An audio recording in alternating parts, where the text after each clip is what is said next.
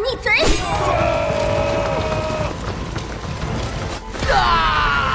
萝莉，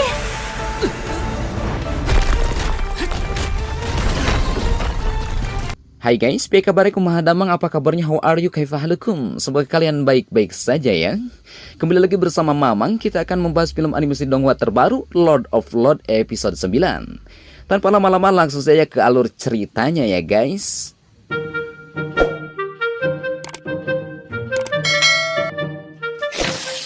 Luli dan Bingning masih berada di lembah es, di mana mereka terjebak di sana.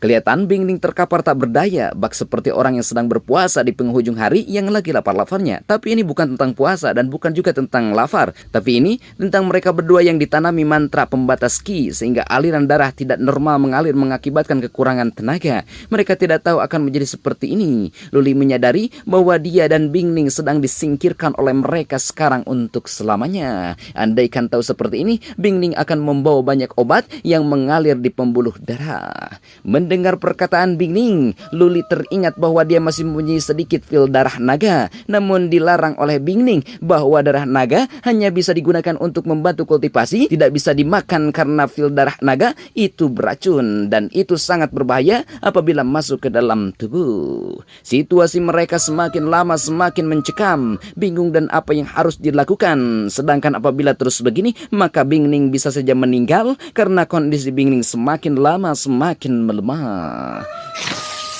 Mau tidak mau Luli harus mengambil keputusan segera. Meskipun resikonya besar, tapi kalau tidak dicoba sama saja membunuh diri pelan-pelan, itu yang selalu ada dalam pikiran Luli. Karena tidak ada lagi jalan keluar, satu-satunya jalan keluar hanya dengan memakan darah naga. Akhirnya Luli memberanikan diri untuk memakan darah naga itu. Sontak saja tubuhnya berontak, badannya mengeluarkan asap merah hitam. Luli kesakitan, dia mengeluarkan pil dari tubuhnya untuk bisa dinetralkan alias dipecahkan. Alhasil dia kesakitan gak karuan menahan sakit. Namun untungnya ada Bingning yang membantu. Di sela-sela kelemahannya dia mencoba bangkit dan menggapai pil itu. Kemudian dia masukkan ke mulut Luli dan pada akhirnya mereka berdua pingsan.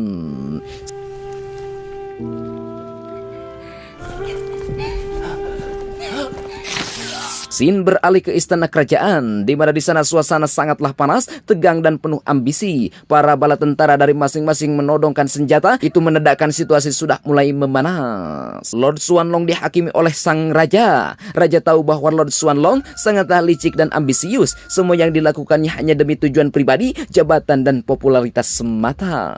Karena buktinya, Lord Xuanlong dihadiahi saja atas prestasinya dia tidak puas. Keluarganya keturunannya diberikan tahta kursi jabatan masih belum puas, dan raja mengetahui Lord Xuanlong berambisi dan tergiur dengan posisi sang raja.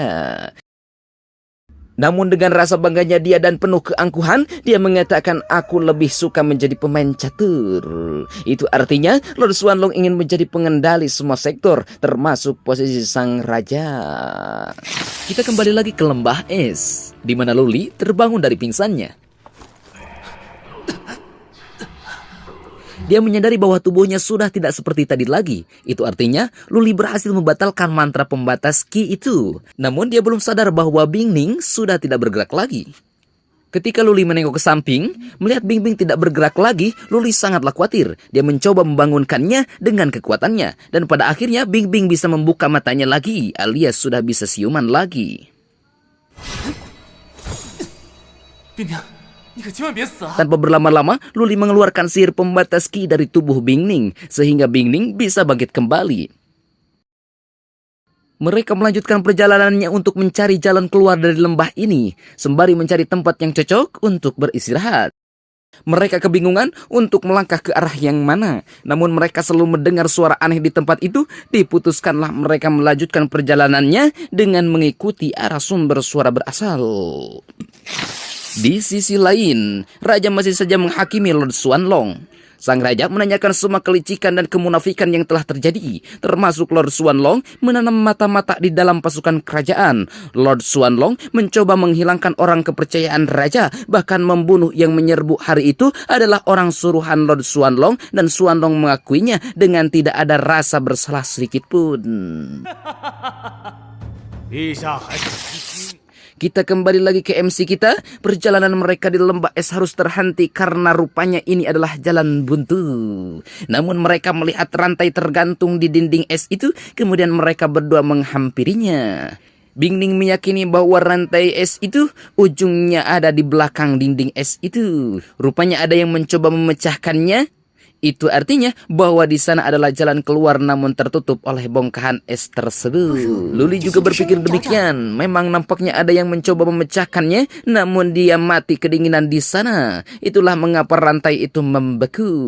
Luli memutuskan untuk mencoba memecahkannya dengan pukulan Mike Tyson-nya.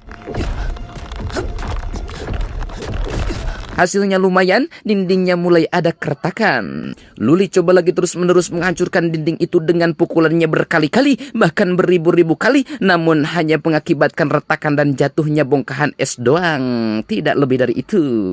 Dia mundur ke belakang dan mengakui bahwa dinding es terlalu kuat, sulit untuk menghancurkan dengan paksa.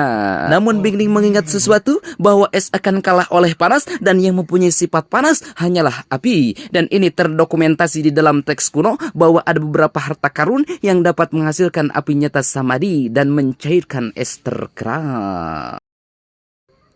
Mendengar hal itu, Luli mendapatkan ide bahwa dia akan pergi ke alam roh naga dengan jade spiritual untuk mengambil harta karun dengan atribut api yang sangat tinggi.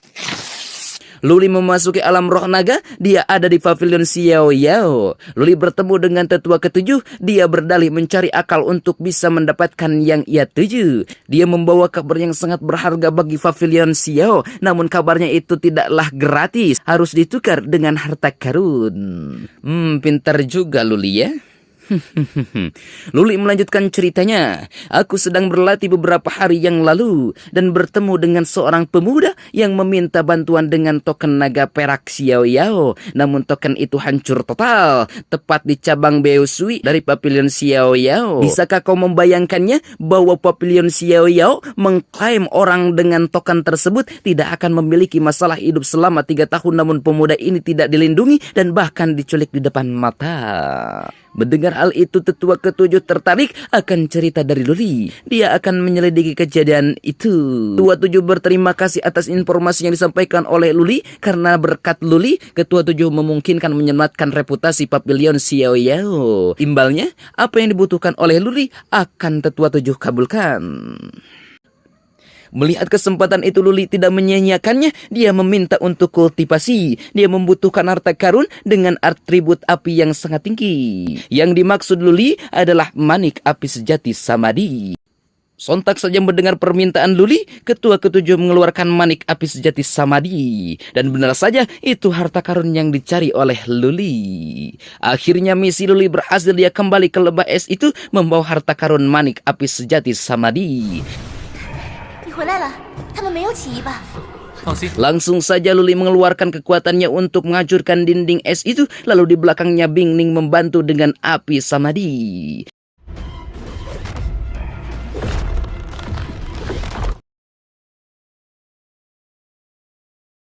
Semakin lama pukulannya semakin kuat, dan es pun meleleh ketika bertemu dengan api. Alhasil dinding itu hancur dan roboh. Luli dan Bingning akhirnya bisa keluar dari lembah es itu. Mereka berdua, Luli dan Bingning, melanjutkan perjalanannya. Mereka mendekati sumber suara itu. Seketika Luli kepalanya merasa sakit. Ketika mendekati sumber suara itu, Luli menyadari bahwa itu adalah energi yang sangat kuat. Sepertinya ada sesuatu di bongkahan es itu. Scene berganti ke tempat kerajaan. Suasana di sana sudah sangat mencekam. Emosi raja sudah tidak bisa dikendalikan akibat ulah Lord Xuanlong. Raja mengeluarkan pedangnya karena sudah tidak tahan lagi bahwa dia ternyata memelihara ular di dadanya. Artinya, raja mempercayai orang yang salah dan sewaktu-waktu ular bisa mematuk. Dan terbukti sekarang Lord Xuanlong seperti ular bermuka dua, pemberontak berkelas kakap.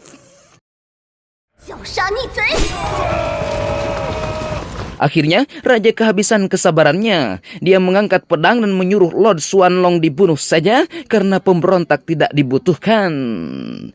Peperangan pun tidak bisa dihindarkan lagi. Yang pro Lord Xuanlong menyerang balik pasukan dari sang raja. Gimana kelanjutan ceritanya? Tunggu uploadan Mamang aja ya guys ya.